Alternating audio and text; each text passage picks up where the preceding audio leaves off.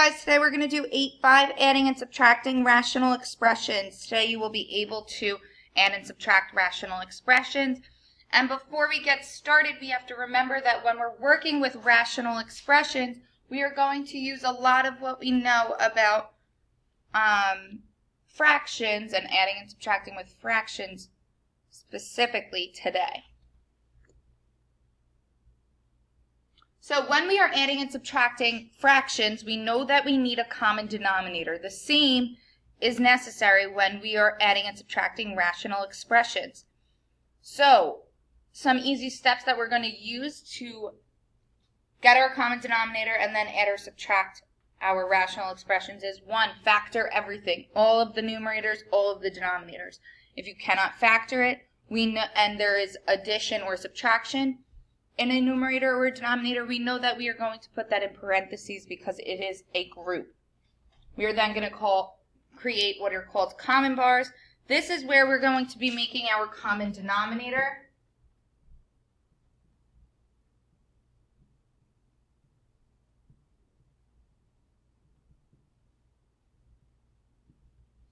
I'm just going to call them common bars as our step because you'll understand in a few more seconds.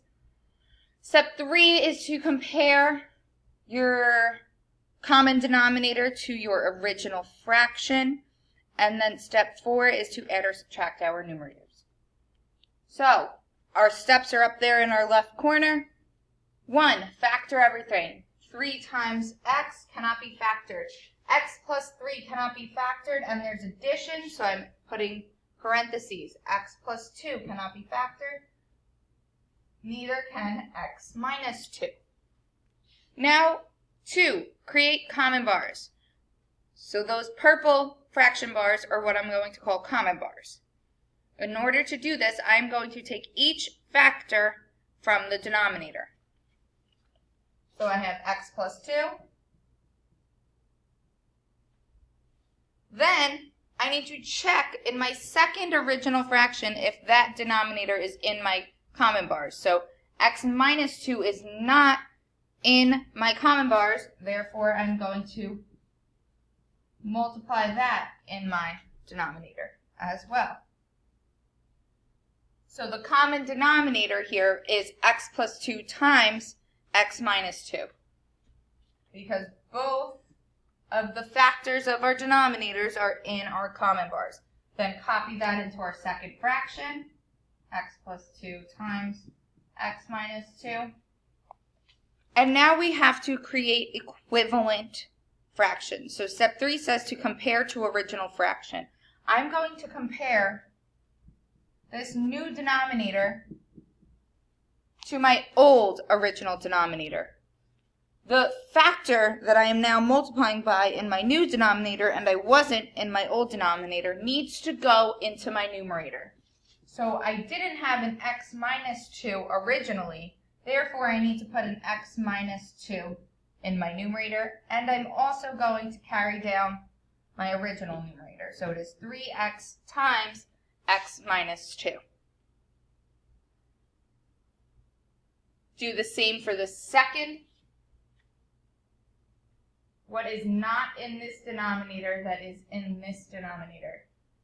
We have the x minus 2, but we didn't have the x plus 2.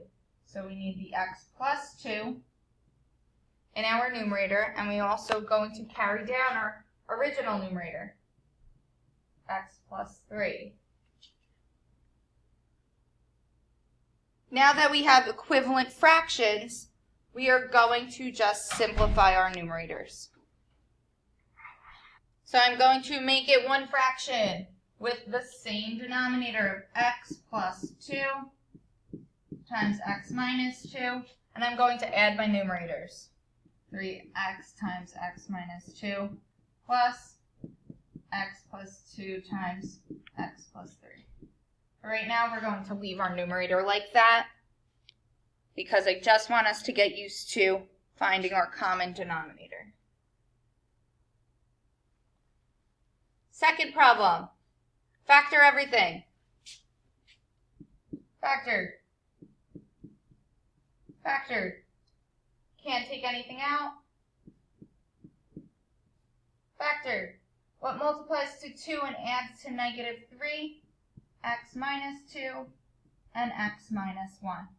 So I'm going to now, I have my common bars, take my denominator of my first fraction, which is x minus 1. I have to check the factors of my second fraction. So is x minus 2 already in my common bars? No. So then we have to put that in as well. Is x minus 1 already in my common bars? Yes. So we do not have to write that one again. We already have it with x minus 1 because we want to make the least common denominator. If we add another x minus 1, then we're going to have to do more simplifying later on, and we don't want to do that. So we have x minus 1 times x minus 2. Copy that over to my other common bar and compare to my original fraction. So I didn't have an x minus 2 in my original denominator, so I need an x minus 2 in my new numerator. I had both of my factors in my original denominator, so I do not have to multiply by anything in my numerator. And we are now going to write it as one fraction with the common denominator of x minus 1 times x minus 2.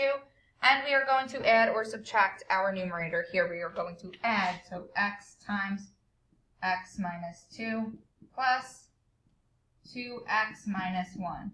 In class tomorrow, we will be distributing and simplifying our numerators.